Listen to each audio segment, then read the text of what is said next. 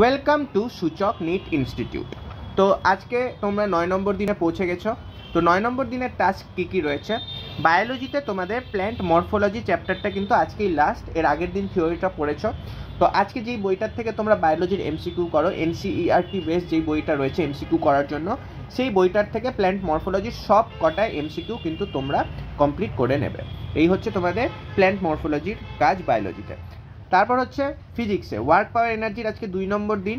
তো থিওরিটা আবার ভালো মতো দেখো, কনসেপ্টগুলো পুরো ক্রিস্টাল ক্লিয়ার করো, আর মিনিমাম 40-50টা এমসিকিউ সলভ করো। কালকের দিনে কিন্তু ওয়ার্ক পাওয়ার এনার্জির শেষ দিন, তো আজকেই এমনভাবে করো যাতে ওয়ার্ক পাওয়ার এনার্জি পুরোটা প্রায় 90% কমপ্লিট হয়ে যায়। এই হচ্ছে ফিজিক্স গেল।